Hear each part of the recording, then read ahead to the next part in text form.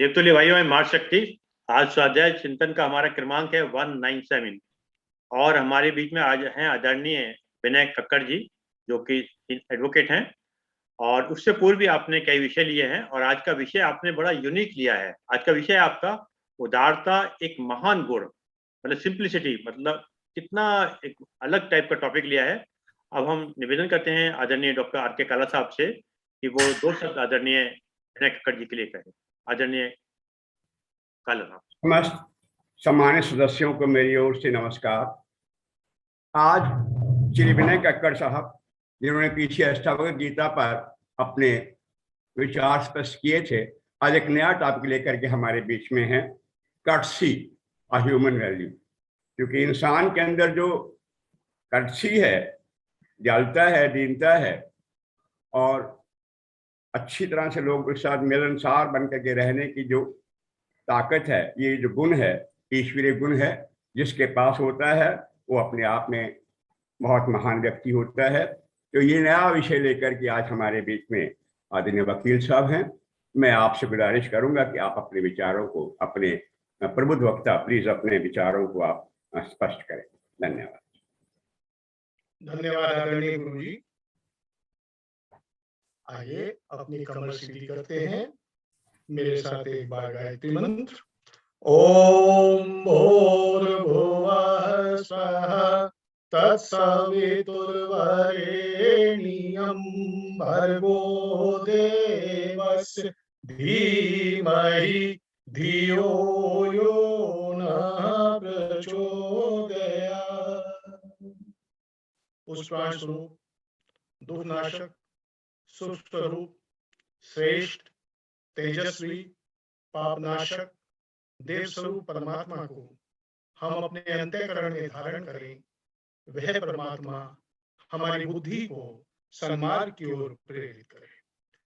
ओम गुरु ब्रह्मा गुरु विष्णु गुरु देवो महेश्वर गुरु साक्षात पर ब्रह्म तस्मै श्री गुरुवे नमः। अखंड मंडलाकारं व्याप्त येन चराचरं तत्पदं दर्शितं येन तस्मै श्री गुरुवे नमः। मातृवत लाल्यत्री च पितृवत मार्गदर्शिका नमोस्तु गुरु सत्ताय श्रद्धा प्रज्ञायता। ओम श्री गुरुदेवाय नमः। ओम श्री गुरुदेवाय नमः। ओम श्री गुरुदेवाय नमः। आज की इस स्वाध्याय गोष्ठी में उपस्थित सभी बंधुओं को मेरा प्रणाम। आज विषय हमारा है उदारता एक महान गुण। मैं इस विषय पर अपनी चर्चा को प्रारंभ कर रहा हूं और मैं अपना प्रारंभ एक छोटी सी कविता से कर रहा हूं। पहुंच ना पाए हम सागर तक, पहुंच ना पाए हम सागर तक, बहुत दूर था पर उदारता उसकी बरस गया बादल।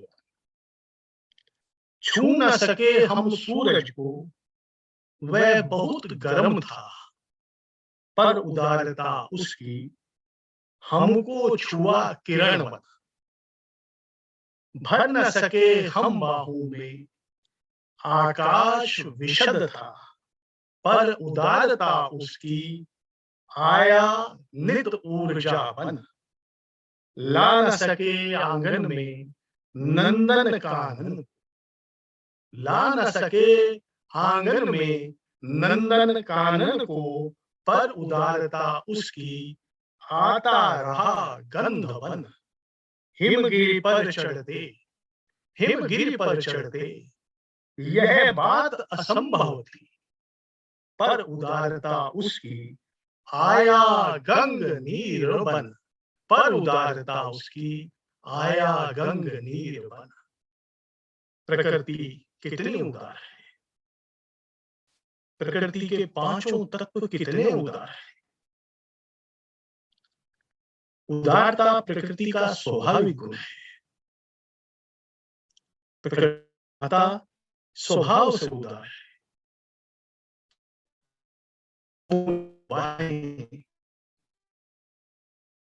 उसकी उदारता से फैली हुई है और दोनों बाहों से हमें अपना आशीष प्रदान करती है, अपने वरदान प्रदान करती है, अपने बहुमूल्य वस्तुएं प्रकृति हम लोगों को देती है और उसके बदले में हमसे कुछ नहीं लेती है। मानव प्रकृति के अंश है। उदारता तो हमारे भीतर भी ईश्वर ने डाल करके ही भेजी थी। यह एक स्वाभाविक गुण है, जैसे प्रकृति का स्वाभाविक गुण उदारता है, उदारता हमारा भी एक स्वाभाविक गुण है, क्योंकि प्रकृति से हम अलग नहीं हो सकते। यह हमारा भी एक स्वाभाविक गुण है।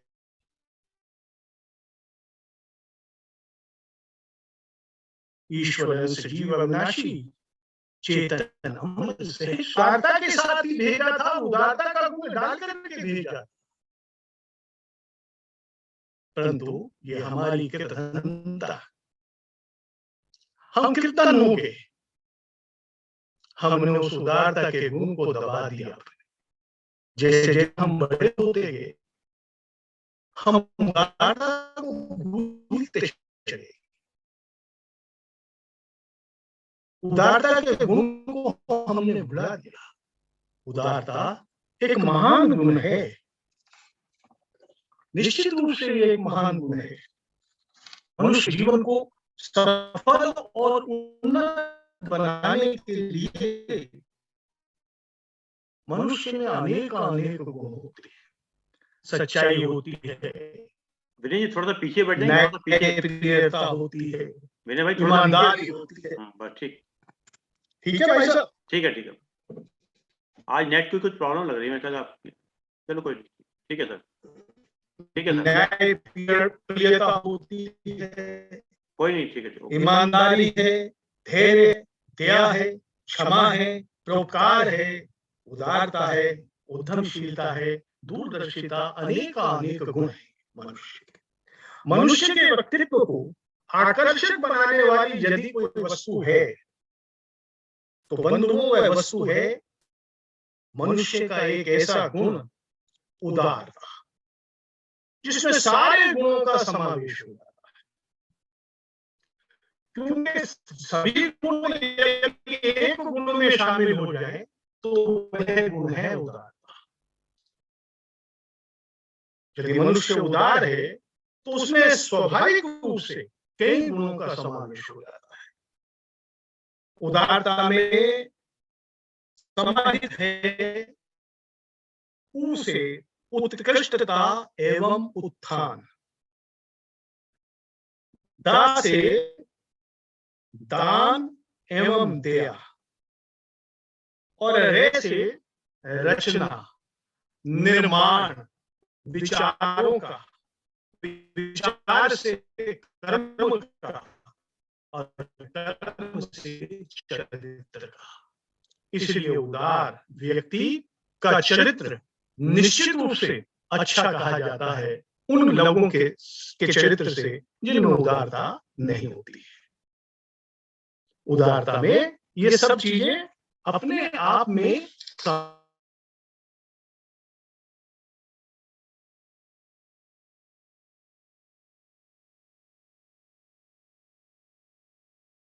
को देखते हैं और संकीर्ण मन वाले केवल अंतर देखते हैं।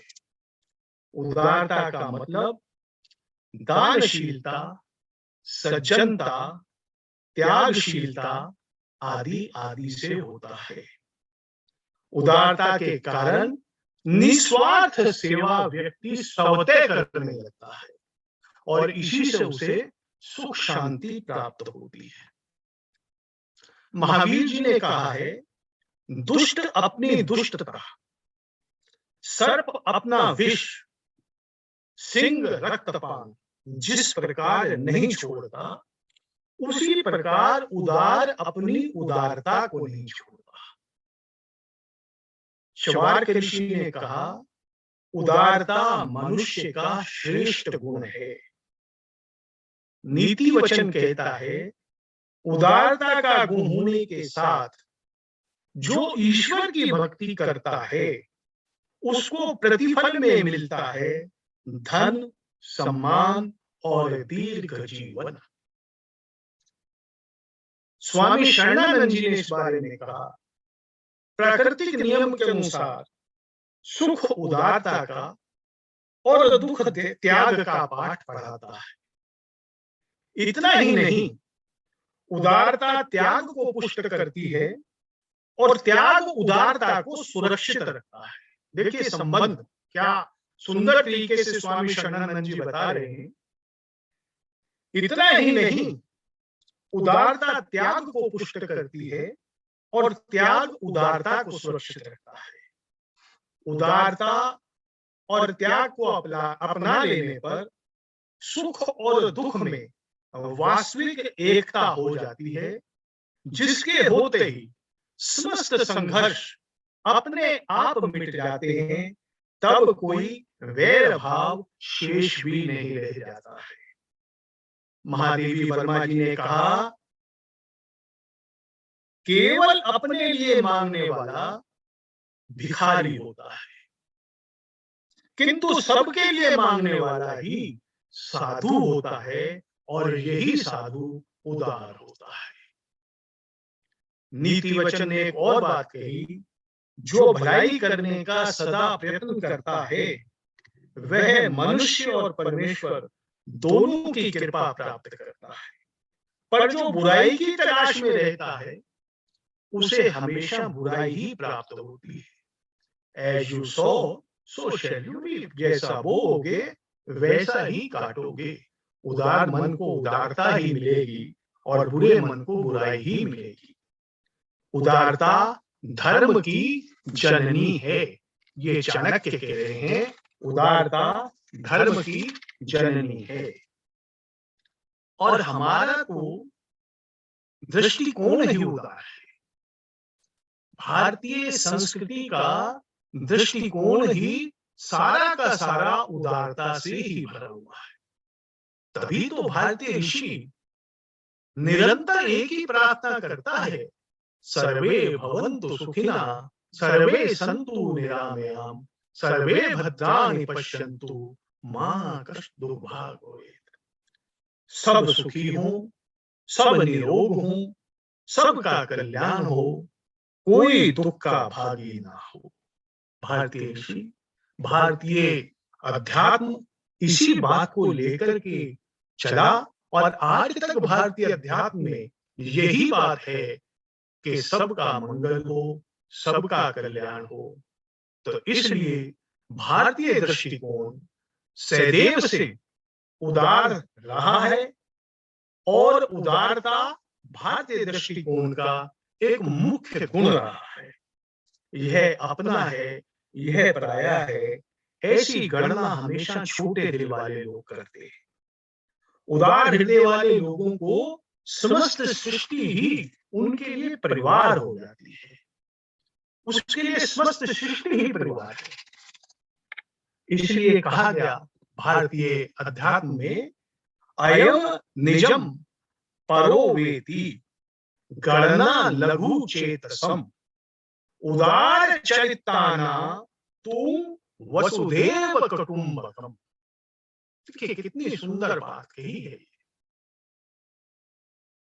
यह अपना है, यह पराया है, ऐसी गणना छोटे लोग करते हैं, छोटे दिल वाले लोग करते हैं। उनका दृष्टिकोण संकीर्ण होता है, लेकिन जो उदार हृदय वाला व्यक्ति होगा उसका दृष्टिकोण संकीर्ण नहीं होगा, विस्तृत दृष्टिकोण होता है उसका। और ऐसा हृदय वाला व्यक्ति समस्त सृष्टि को ही अपना परिवार मानकर चलता है। आत्मवत् सर्वभूतेषु का भाव उसमें सदैव रहता है। इसीलिए भारतीय संस्कृति का घोष है, वसुधैव कुटुंबकम। ये समस्त सृष्टि मेरा परिवार है, मैं कहां से इससे अलग हूं? ये भारतीय संस्कृति का घोष है, क्योंकि हमारी संस्कृति उदारता से ही निकली है और उदारता हमारी संस्कृति का एक विशेष सर्वोपरि गुण है। उदारता प्रेम का परिष्कृत रूप है, परंतु प्रेम निस्वार्थ हो तो उदारता भी निस्वार्थ होनी चाहिए। उदार मनुष्य दूसरे से प्रेम अपने स्वार्थ साधना हेतु नहीं करता, उसका प्रेम होता है दूसरे के कल्याण में। उसका अपना उदार स्वभाव होने के कारण वह सब में उदारता ही देखना चाहता है, वह सब में उदारता देखना चाहता है। मुक्त कंठ से सबके लिए वह प्रार्थना करता है, उसकी प्रार्थना में कोई रिजर्वेशन नहीं होता है, इसके लिए ये प्रार्थना या उसके लिए वो प्रार्थना। वह मुक्त कंठ से सभी के मंगल की, सभी के कल्याण की प्रार्थना करता है, उसकी कामना करता है। इसीलिए भारत है देश ऐसा, शुभकामना जहां है, सर्वे भवन्तु सुखिना की कामना यहाँ है। हमारा तो दृष्टिकोण उदारता से भरा हुआ है ना। हम उदारता से ही निकल करके आए हैं। ये अलग बात है कि आज हमारी क्या स्थिति होगी, हम क्या थे, क्या होंगे अभी, ये विषय अलग है। परंतु हमारा मूल उदारता में ही है, हमारा बीज उदारता से ही निकला है। केवल ये एक ऐसी संस्कृति है जो संस्कृति घोष करती है वसुदेव कुटुंबकम, उदार बनो, उदार बनो, उदार बनो। सबके लिए घोष है, सबके लिए आह्वान है। इसीलिए उदारता को हमारे धर्म में, हमारी शैली में उदारता को देवीय गुण कहा गया है। उदार मनुष्य दूसरे के दुख से दुखी होता है, दूसरे के सुख में प्रसन्न होता है। उदारता से मनुष्य की शक्तियों का अद्भुत विकास होता है, अद्भुत विकास होता है। उदार व्यक्ति को उदारता का कभी अफसोस नहीं होता है। हम लोग जैसा कोई काम करते हैं ना, और उसमें यदि किसी ने हमें कुछ कह दिया तो बड़ा अफसोस करते, अरे मैंने तो इसके साथ ऐसा कर दिया, और इसने तो देखो मेरे साथ क्या, बड़ा अफसोस है भाई, मुझे बड़ा अफसोस है, मैंने ऐसा क्यों करा। यहां तक कह देते, अच्छाई करके फिर हम अपने भीतर बुराई को पाल लेते कि मैंने ऐसा क्यों कर दिया, इसके साथ अच्छाई क्यों करी, तो बुराई बना लेता हमेशा।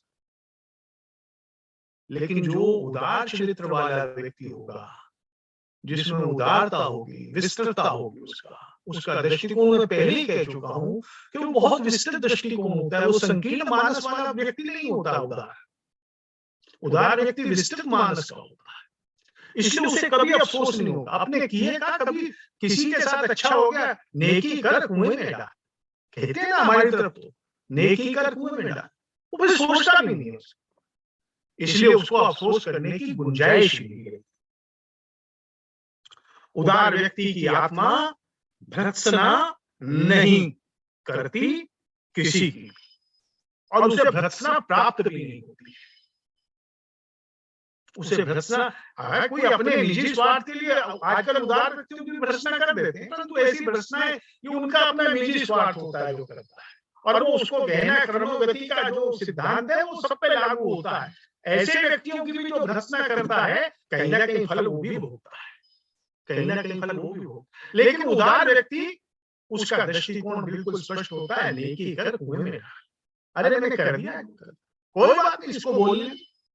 विशाल हृदय होता है ना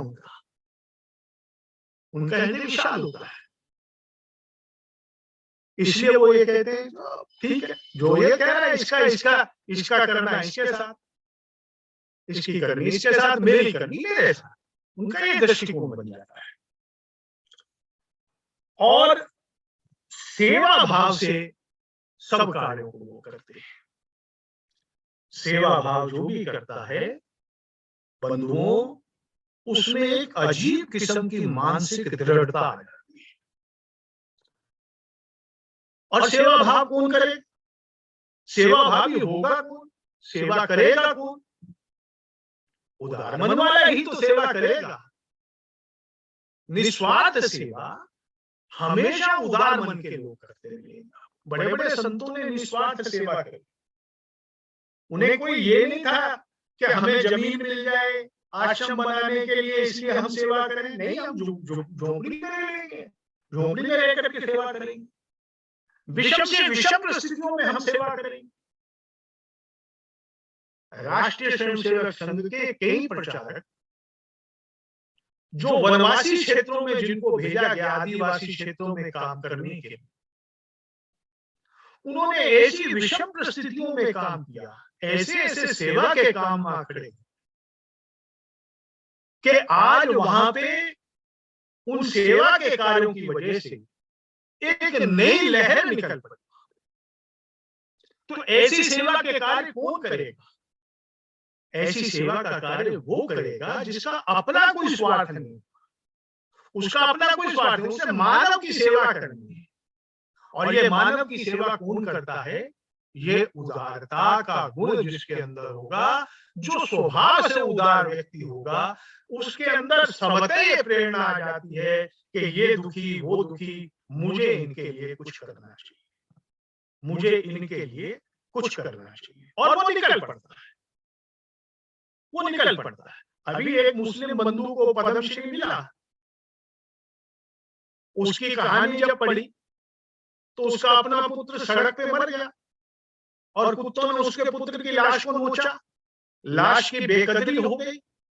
उस व्यक्ति ने जब अपनी पुत्र की लाश की इस बेकदरी को देखा तो उसके मन में सबते एक प्रेरणा जागी कि अब जितना संभव हो सके मुझसे मैं किसी लाश की बेकदरी ना होने। और ससम्मान उसने लाशों का संस्कार करने का संकल्प किया। अंतिम संस्कार तो वो जिस पद्धति से, जो जिस धर्म का था उसकी उसी पद्धति से उसने अंतिम संस्कार किया। तो आज तक वो व्यक्ति 25,000 लाशों का अंतिम संस्कार कर चुका है। ये प्रेरणाएं उदार व्यक्तियों के हृदय में ही आती है। जो व्यक्ति हृदय से उदार होते हैं उनमें ही ये प्रेरणा आती है। और बंधुओं, भलाई का परिणाम भला ही होता है। भले विचार निमित्त होते हैं उत्कृष्ट रचना का निर्माण करने के लिए। प्रकृति का अटल नियम है कि त्याग व्यर्थ नहीं जाता, इससे व्यक्ति का कल्याण ही होता है। ईशावास्य उपनिषद इस बारे में जो उसका पहला श्लोक है, बहुत महत्वपूर्ण श्लोक है। ईशावास्यम इदं सर्वम यत् किंच जगत्या जगत् तेन त्यक्तेन भुंजिता मां गृहं कस्य सुहृदः। कितना बड़ा संदेश दे रहा है। इस प्रकृति में, इस सृष्टि में, कण कण में उस ईश्वर का वास है। कहां नहीं है वे ईश्वर? कोई तो ऐसा स्थान बताओ जहां वे ईश्वर ना हो। अरे इस सृष्टि के कण कण में उसका आभास है, उसका एहसास है, वह मौजूद है कण कण में, कतरे कतरे में वह मौजूद है। इसलिए हे इंसान, तू त्याग की भावना से जो तेरे पास धन है इसका भोग कर। ये धन है किसका? तेरा है क्या ये धन? तू तेरा तेरा मेरा मेरा यही करता रहेगा, परंतु साथ लेकर के नहीं जाने वाला है कोई इसको। ये धन उस प्रजापिता का है, उस प्रजापिता का धन है। इसलिए संतोष ला अपने भीतर, उदार बन के जितनी तुझे आवश्यकता है उतना का भोग कर। बाकी सारा सेवा में जिसका है उनके लिए लगा दे, जिनका है उनको। कितनी सुंदर बात है, कितनी सुंदर बात है। और फिर भी हम संग्रह इसी में लगे रहते हैं पूरे जीवन भर, जानते हुए मानते हुए हम संग्रह में लगे रहते हैं। जो मिल जाए मेरे को मिल जाए, जो मिल जाए वो मुझे मिल जाए। हे परमात्मा, न जाने हम कहाँ लेकर के जाएंगे सबको, तो सब यहीं रह जाना है। कोई कहता है मैं छोड़ के जाऊंगा ना अपने बच्चों के लिए इतना धन छोड़ के जाऊंगा, और पता लगता है कि उनका देहांत हो गया, उसके बाद उनके बच्चे लड़ रहे हैं उस धन के लिए, मुकदमे चल रहे हैं कचहरियों में। उस घर पे एक बच्चे ने ताला लगवा दिया कचहरी से, दूसरे घर पे दूसरे बच्चे ने ताला लगवा दिया। कमाल हो, ताले लग गए उन पे, पता नहीं 10 साल बाद खुलेंगे, 20 साल बाद खुलेंगे ताले, कब खुलेंगे वो ताले वो तो कोर्ट जानते कब खुलेंगे वो ताले। तो क्यों संग्रह?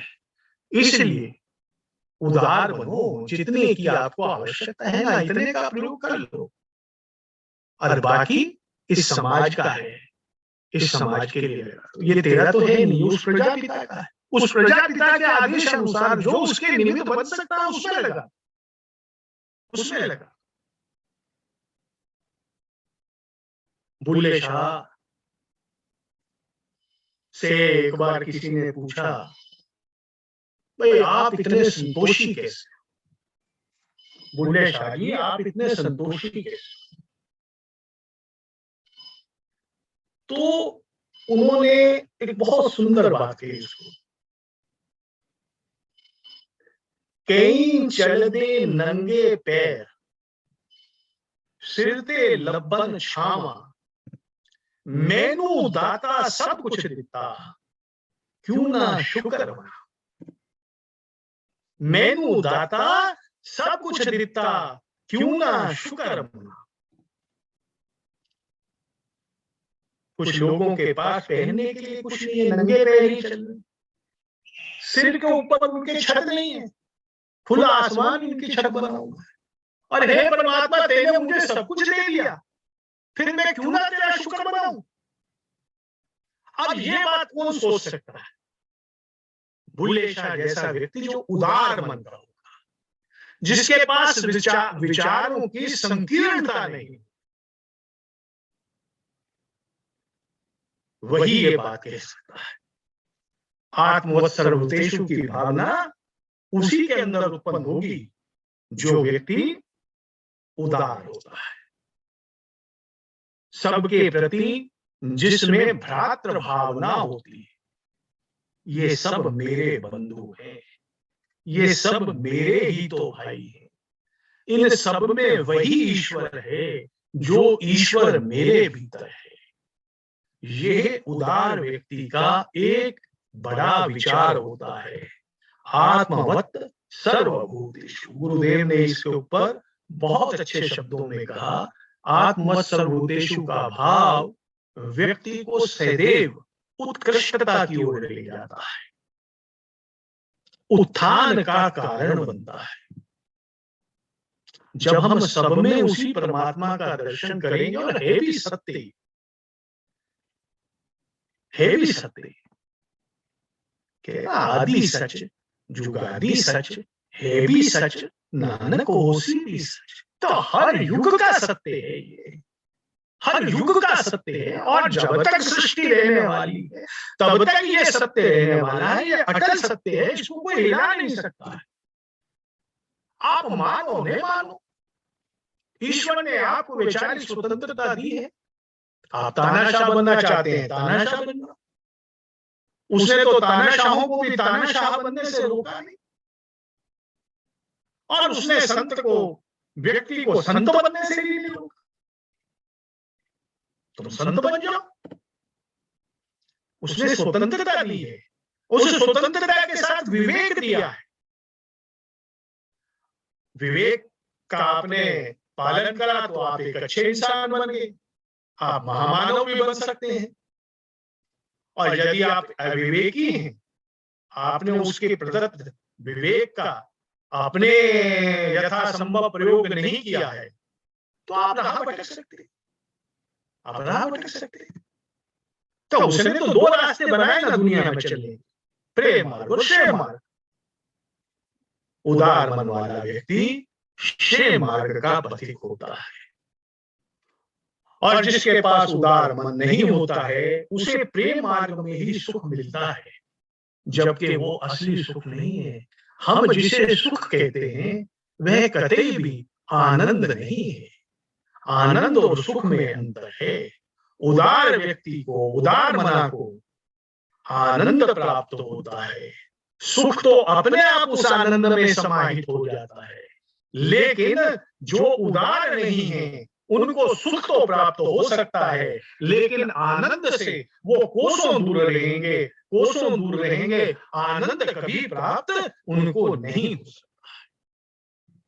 बंधुओं, जिस व्यक्ति के विचार उदार होते हैं और जो सदा दूसरों के परोपकार में लगा रहता है, उसके आसपास का वातावरण भी सबसे उदार होता है। उदारता के विचार मनुष्य का स्वभाव बन जाते हैं। स्वभाव तो है ही है, हमने उस स्वभाव के ऊपर एक आवरण डाल रखा है, और जब हम वो आवरण हटा देते हैं तो वह स्वभाव खिल करके आ जाता है। कहते हैं ना कि जब चीज को साफ किया, मांज दिया, शुद्ध कर दिया, तो चमकने लगी वो चीज। सोने पर भी अगर मिट्टी मिट्टी मिट्टी की परतें परतें जमी है तो आप सोने को भी नहीं पहचान पाएंगे। जब उसको साफ कर दिया जाएगा, तराश दिया जाएगा, सोना चमकने लग जाएगा। ऐसे ही उसका स्वभाव भी चमकने लग जाता है उस व्यक्ति का। और सबसे बड़ी बात कि उदार स्वभाव व्यक्ति का उसके चेतन मन को ही नहीं, अवचेतन मन को भी प्रभावित कर प्रकाशित कर देता है।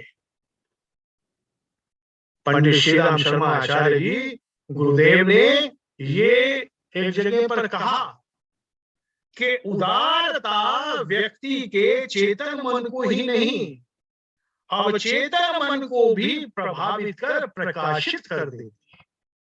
देखिए कितना बड़ा गुण है ये उदारता।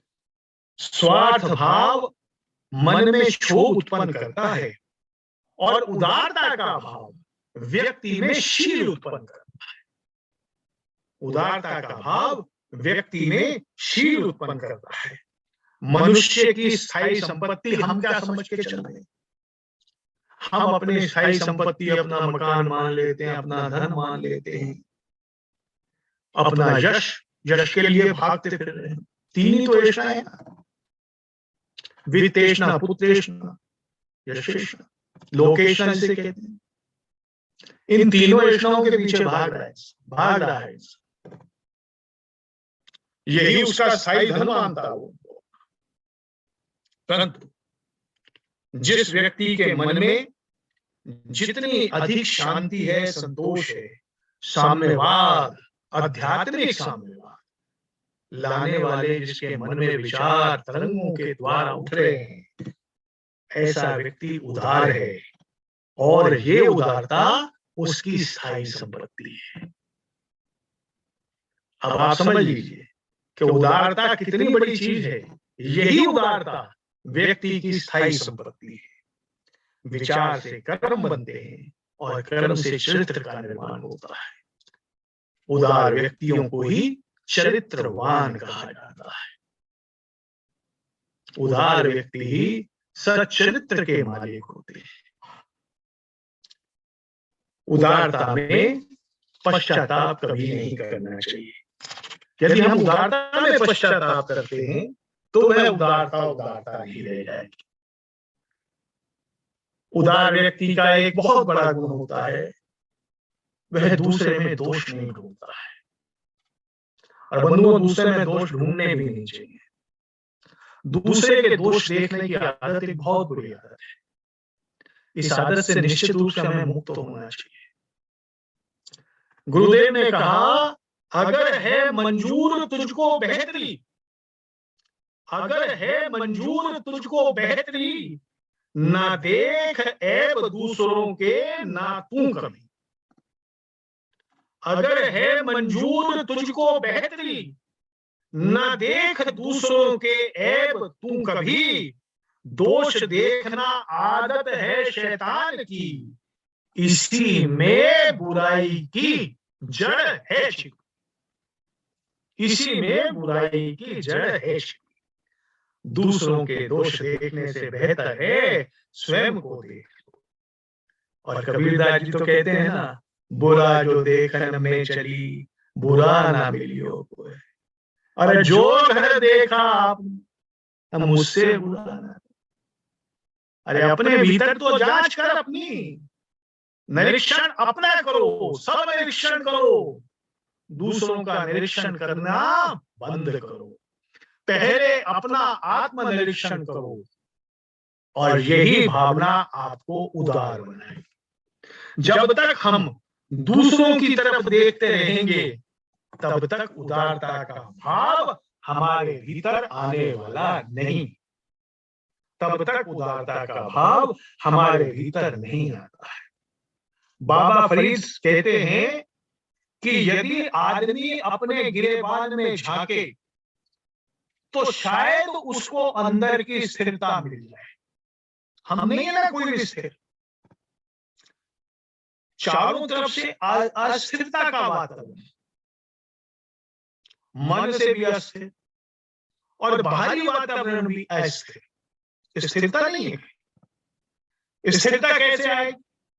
तो बाबा फरीद साहब जी ने कहा कि यदि आदमी अपने गिरेबान में झांके तो शायद उसके अंदर को स्थिरता मिल जाए।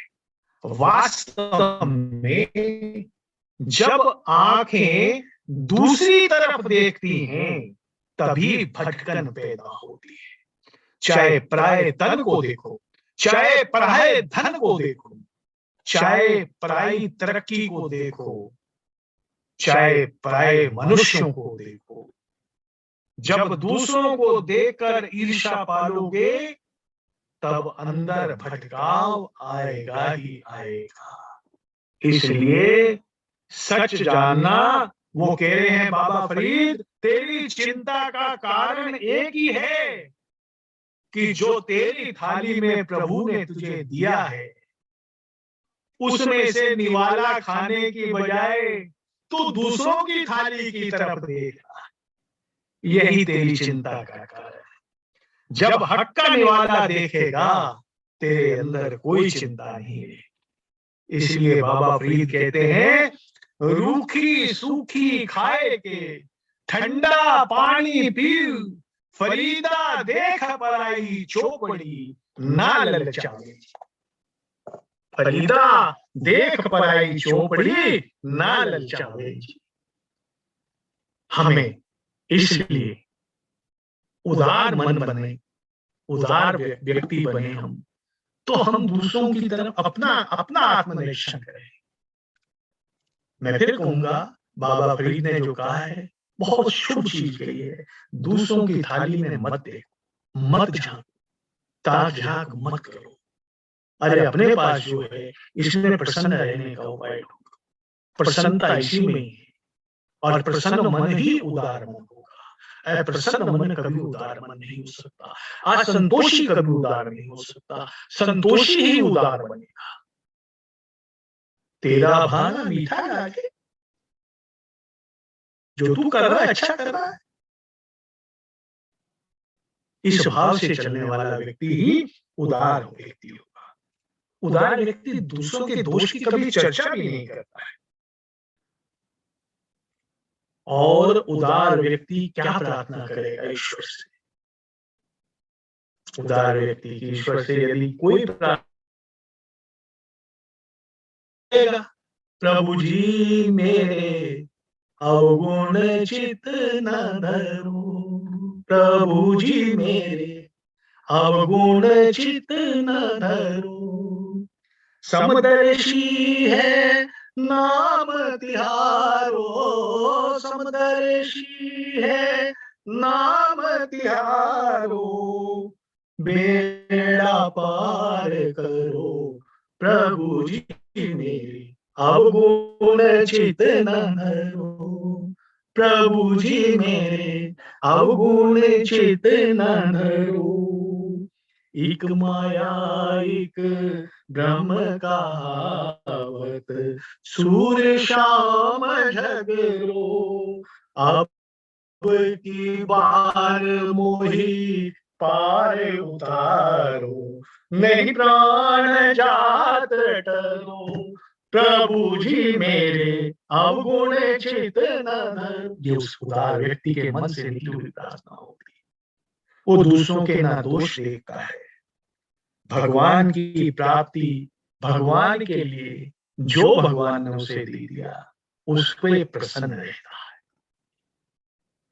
दूसरों को दोष देखने वाला व्यक्ति भगवान के प्रति कृतघ्न होता है। क्षमा वीरस्य भूषण, क्षमा व्यक्ति का एक आभूषण है। उदार मन व्यक्ति क्षमाशील होता है। अगर हम क्षमाशील हैं तो ईश्वर भी हमारी जाने अनजाने की गलतियों को क्षमा कर देता है।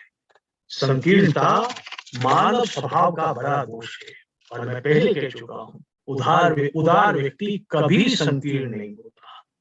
संकीर्ण व्यक्ति केवल अपने लाभ से ही भलाई की बात करता है। भलाई की बातें आजकल बहुत होती है, हम भी करते हैं, सब करते हैं, कहीं ना कहीं उसके पीछे अपना लाभ भी आ जाता है,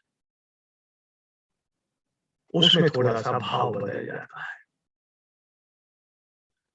आज का व्यक्ति थोड़ा सा भी काम करता है तो ये चाहता है कि अखबार में उसकी चर्चा हो। हम देखते हैं, रोज पढ़ते हैं अखबार, उसकी चर्चा हो अखबार, फिर वो उस अखबार को संभाल करके रखता है, यहाँ आकर के भाव बदल जाता है। उदार मन व्यक्ति, उसे प्रशंसा की आवश्यकता नहीं है, वो अपना मुक्त भाव से कार्य करता रहता है, सेवा के कार्य, परोपकार के कार्य लगा रहेगा। कोई उसकी प्रशंसा करे न करे उसको इससे मतलब नहीं है, उसको चाटुकारों की आवश्यकता नहीं है, उसको आलोचना से डर नहीं है, वो अपने कार्य में रहता है। परहित सरस धर्म नहीं भाई, पर पीड़ा सम नहीं अधिभाई। और साधु चरित शुभ सरित कपासु, सरस विशद गुण में फल जासु, जो सही दुख पर छिद्र दुरावा, बंधनिये जही जग जसु। उदार व्यक्ति का स्वभाव कपास की तरह होता है, वह हमेशा परहित में लगा रहता है। अगर अपनी भी उसको अपने शरीर की भी चिंता नहीं रहती, कष्ट थोड़ा हो दो। बाबा आपते ने जब जो है कोड़ियों के आश्रम बनाए तो लोगों ने उनको बड़ा रोका, अरे आप क्या करने जा रहे हो? बाबा आमते आपको कोड़ हो जाएगा, आप कोड़ियों के बीच में रहोगे, उनके बीच में खाना खाओगे, उनके हाथ से चीजें लोगे। उस समय कोड़ को लोग इतना अशुभ मानते थे, इतना भयंकर बीमारी मानी जाती थी, लेकिन बाबा आमते ने उन्हीं कोड़ियों के बीच में जाकर के काम किया और एक उत्कृष्ट काम करके दिखाया उन्होंने। और उसके पीछे कोई ये भाव नहीं था कि कोई मेरी प्रशंसा करे। लोग तो आलोचना कर रहे थे कि पागल हो गया बाबा आमटे, उनके घर वाले रोक रहे थे उनको। लेकिन बाबा आमटे ने एक ऐसा काम खड़ा करा जो आज पूरी दुनिया के सामने एक उदाहरण बन गया। महादेव गोविंद रानडे, गुरुदेव ने एक जगह लिखा इनके बारे में। महादेव गोविंद रानडे एक प्रसिद्ध महापुरुष थे और बड़े समाज सुधारक। वे हाई कोर्ट के जज थे। एक बार अपनी गाड़ी से कहीं जा रहे थे, एक बुढ़िया अपने सिर पे कोई गट्ठर लाद करके चल रही थी। उस बेचारी से गट्ठर संभल नहीं रहा था, बार बार गिर जाता था, फिर उठाने का प्रयास करती थी। एक कदम चली फिर गिर गया, बुढ़िया थी। एक कदम चली फिर गिर गया, फिर उठाया फिर गिर गया। कई लोगों ने देखा, वहां जो कुछ और लोग घूम रहे थे, कुछ युवा भी घूम रहे थे, सब घूम रहे थे। किसी के मन में ये भाव नहीं आया कि मुझे इसकी मदद करनी चाहिए। जज साहब के मन में, अपनी गाड़ी पर जा रहे थे, दूर उन्होंने जब देखा तो गाड़ी को पहले खड़ा करवा दिया कि कहीं ये बुढ़िया घबरा ना, कि इतना बड़ा व्यक्ति गाड़ी अगर उसके पास में जाके खड़ी करूंगा तो घबरा जाएगी। तो दूर गाड़ी खड़ी करके पैदल चल के बुढ़िया के पास गए। वृद्ध माता को जाकर के उन्होंने कहा, वृद्ध माता लाओ ये मैं उठा लेता हूं। और मना करने के बावजूद उन्होंने उसे अपने सिर पे रखा और जहां तक लेके जाना था माता को, वहां तक वो उस वृद्ध माता के साथ गए और उन्होंने उसका गट्ठर उतारा। गुरुदेव कहते हैं कि ऐसे उदार मना व्यक्ति महादेव गोविंद रानाडे जैसे उदार मना व्यक्ति देखने में यदा कदा मिलते हैं, परंतु उदार व्यक्ति ही समाज को एक नई दिशा प्रदान करते हैं। समाज ने जब जब दिशा ली है, समाज ने जब जब दिशा ली है, उदार व्यक्तियों से ही दिशा ली है समाज ने। उदार व्यक्तियों के लिए मित्रस्य चक्षुषा समिक्षामि, सब मेरे मित्र हैं। मैं किसमें दुश्मनी देखूं, शत्रुता किसमें देखूं, मित्रस्य चक्षुषा समिक्षामि, यह सब मेरे मित्र हैं। क्योंकि उसका भाव तो वही है ना, आत्मवत्सल भूतेषु, और जिसका आत्मवत्सल भूतेषु का भाव होगा वही तो ये बात कहेगा मित्रस्य चक्षुषा समिक्षामि, ये सब मेरे मित्र हैं, मेरा कोई शत्रु नहीं है, ये भाव उसी का ही होगा। इसलिए उदार व्यक्ति सब में इस प्रकार के भाव लेकर के ही चलेगा और यही उदार व्यक्ति समाज को नई दिशा प्रदान करते हैं। व्यक्ति को अपने विचारों में उदारता रखनी चाहिए। एक सबसे बड़ी बात, धर्म में उदारता रखें। गुरुदेव ने, पंडित श्री राम शर्मा आचार्य जी ने इसके ऊपर बहुत जोर दिया। कट्टरता का भाव ना लाएं, कट्टरता का भाव अनुदारता पैदा करता है और इसी कट्टरता के भाव में इतिहास पढ़े तो धर्म के ही क्षेत्र में इतने कत्ल हुए, इतने लोग मरे, इतने लोग मरे, इतने लोग मरे, जिसकी गणना नहीं की जा सकती और हर धर्म में हुआ है, हर धर्म में हुआ है। इसलिए गुरुदेव ने कहा कि धर्म में तो उदारता निश्चित रूप से सबको रखनी ही चाहिए। व्यवहार बनाए वो भी उदार रखे और सबसे बड़ी बात कि उदार व्यक्ति षट विकारों से मुक्त हो। सरोवर में जिसका मन शतदल सा लिख जाए, सुनकर करुण पुकार दीन की तुरंत दौड़ कर जाते, अपनी बाहें फैलाकर हंसकर गले लगाते, पर सेवा जीवन सुख समझे, पीर पराई जाने, मानव नहीं देवता हो जो पीर पराई। बदले में कभी किसी से कुछ ना जन्म भर लेता, वह विशाल बट तरुसा सबको। के चिंतन चित्र में आज असुरता आई, पाप पतन की कुंठा कुत्सा भावों बीच समाई। सहा न जाता त्रास, परिवर्तन के बिना न होता विभीषिका का नाश। आइए हम अपने भीतर के परिवर्तन को जागृत करें। आप सबका धन्यवाद, धन्यवाद। तो मैं विनय जी ये कह रहा था कि आपने जो जिक्र किया था न्यायमूर्ति महादेव गोविंद रानडे का ना, जी जी जी, तो इनके विषय में एक गुरुदेव की अखंड ज्योति है जनवरी 1996 की। जी जी जी, उसमें गुरुदेव ये लिखते हैं कि न्यायमूर्ति महादेव गोविंद रानडे का विवाह एक अशिक्षित कन्या से हुआ किया गया था जी, और उनके नाम था रमाबाई। तो रानडे के प्रयासों से रमाबाई की निष्ठा और श्रम के परिणाम शीघ्र ही सामने आए और कुछ ही दिनों में मराठी तथा अंग्रेजी भाषा पर अधिकार पा लिया था रमाबाई ने। हाँ, तो है ना, कितना बड़ी विशेषता देखी जाती है कि मतलब अपनी पत्नी को ऊपर उठाना। और जब उसमें इनसे पूछा गया तो उन्होंने मुस्कुराकर कहा था, भाई मैंने इसमें कौन सा महान कार्य किया है, अपनी पत्नी का विकास मेरे ही विकास का प्रश्न था। मैं सभी विद्याओं में कितना भी निष्पाण क्यों ना हो जाऊं, यदि मेरी पत्नी निरक्षर और अनपढ़ ही रहती तो सारा विकास अधूरा रह जाता। ये न्यायमूर्ति महादेव गोविंद रानडे की अखंड ज्योति जनवरी 1996 का प्रसंग है, यानी कि अब से 25 साल पूर्व। जी। और एक जगह आपसे पूछना चाहेंगे साहब, ये उदारता और विनम्रता में दोनों में फर्क है क्या? उदार व्यक्ति विनम्र होगा भाई साहब। उदारता एक ऐसा गुण है जिसमें सारे गुणों का समावेश हो जाता है। पर एक जगह लिखते हैं कि उतना ही विनम्र बनो जितना जरूरी है, बेवजह की विनम्रता दूसरों के अहम को बढ़ावा देती है। ऐसा है, धर्म रक्षते आप धर्म की रक्षा के लिए, अगर किसी चीज की रक्षा के लिए हमें अपने शस्त्र उठाने पड़ते हैं तो वो उठाने ही पड़ेंगे। मीरी और पीरी की व्यवस्था हमारे अध्यात्म की व्यवस्था है। बहुत सही। और ये बहुत आपने अच्छा कहा कि सुखी होना है तो अपने अंदर देखो और दुखी होना है तो दूसरे के अंदर देखो। अगर हमको सुखी बनना है तो अपने अंदर देखना होगा। चलिए, कोई किसी का प्रश्न पूछ सकते हैं, वरना फिर हमारे संचार रतन साहब, एम के सेठ साहब धन्यवाद देंगे। कोई प्रश्न किसी का? सवेरे कैलेंडर का पन्ना पलटा, डेटा रखा है सामने जिसमें गुरुदेव के सद्भाव सदविचार लिखे हुए हैं, तो उसमें जो पन्ना खुला उसमें लिखा था कि दूसरों के साथ वही उदारता बदलो जो ईश्वर ने तुम्हारे साथ की है। आपने एक और प्रश्न किया था आदरणीय भाई साहब कि व्यवहार और उदारता में क्या, विनम्रता और उदारता में क्या फर्क है। एक अंदर की बात है, एक बाहर की बात है। विनम्रता सबको दिखाई देती है, आपको भी दिखाई देती है। उदारता अंदर होती है, दिखाई नहीं देती किसी को। ये दोनों में मूल अंतर है।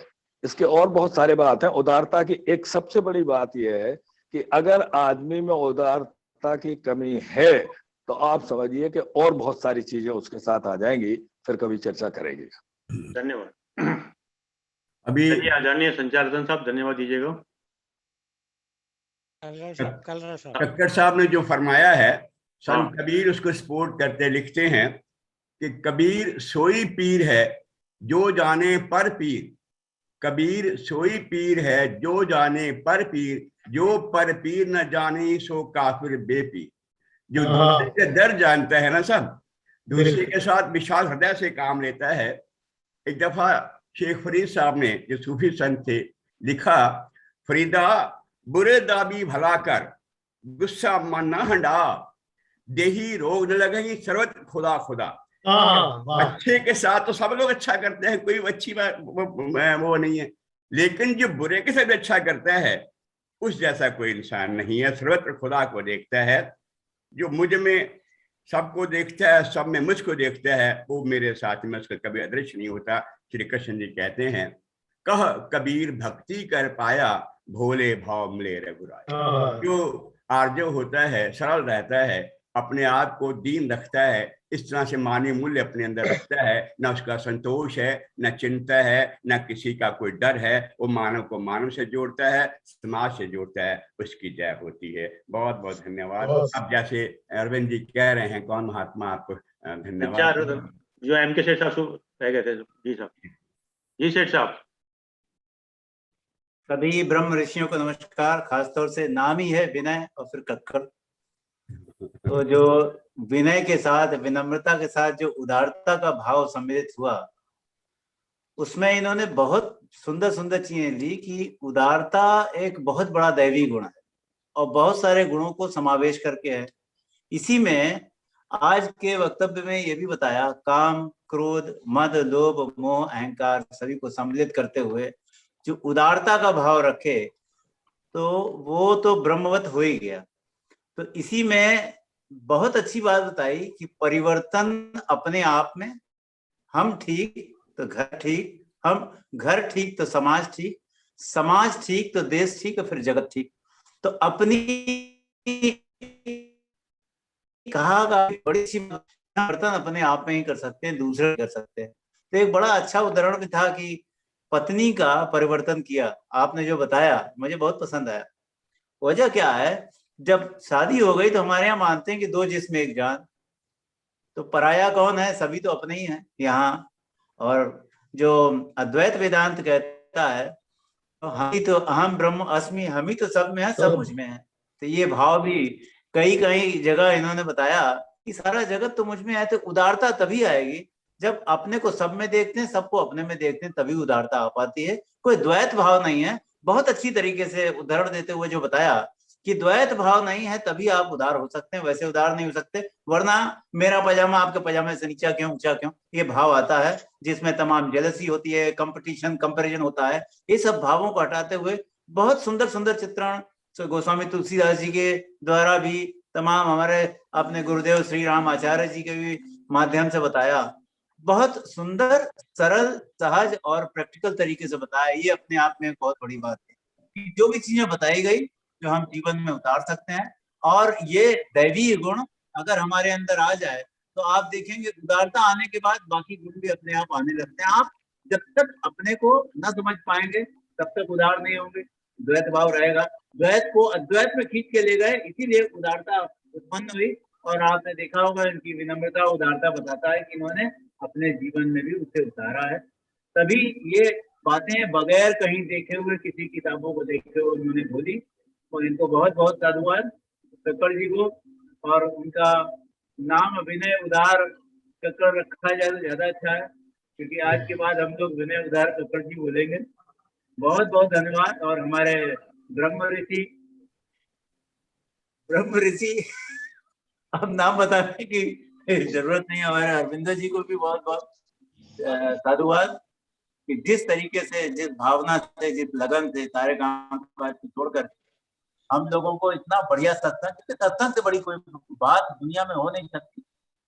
किसी भी का परिवर्तन वो सत्संग के द्वारा ही हो सकता है। और जो सत्संग हम लोगों को अवेलेबल करा रहे हैं, परमात्मा से प्रार्थना है कि आपके जीवन में वो वही उतर रहा है और पूरी तरह से उतर जाए। वो कामना ऐसी कामना है। फिर से एक बार आप सभी धन्यवाद। धन्यवाद। वैसे तो बोट ऑफ साइंस के बाद कोई चीज बनती नहीं है, परंतु आज से एक नई चीज स्टार्ट कर रहे हैं। बोट ऑफ साइंस के बाद एक थॉट, विचार रखा जाएगा और उसके बाद में ओम का 3 बार उच्चारण होगा। और वो उच्चारण सभी लोग अनम्यूट करके करेंगे ताकि वो संध्या काल में एक सामूहिक प्रार्थना हो जाएगी। आज का जो विचार है, मैं तो ये चाहता था कि सभी लोग अपना अपना विचार देके रख लें, और आदरणीय नायब साहब बोले नहीं आप ही रखिएगा, तो जैसे आप लोग की इच्छा। तो आज का विचार है, कुछ कह गए, कुछ कह गए, कुछ सह गए, कुछ कह गए, कुछ सह गए, कुछ कह गए, कुछ सह गए, कुछ कहते कहते रह गए, कुछ कह गए, कुछ सह गए, कुछ कहते कहते रह गए। मैं सही और तुम गलत, मैं सही और तुम गलत, कि खेल में न जाने कितने रिश्ते ढह गए। मैं सही तुम गलत, कि खेल में न जाने कितने रिश्ते ढह गए। आज का बहुत बढ़िया, बहुत सुंदर, बहुत सुंदर। चलिए ओम का उच्चारण 3 बार करते हैं।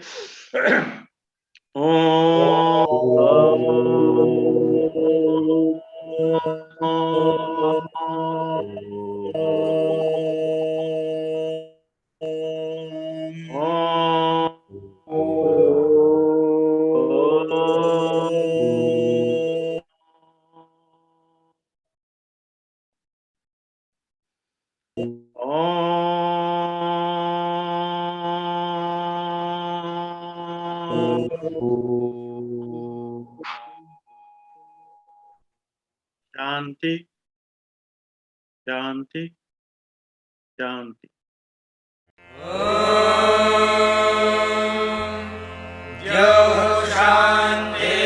शान्तिरन्तरिक्षं शान्तिः पृथिवी शान्तिरापः शान्तिरोषधयः शान्तिः वनस्पतयः शान्तिर्विश्वे देवाः शान्तिर्ब्रह्म शान्तिः सर्वं शान्तिः शान्तिरेव शान्तिः।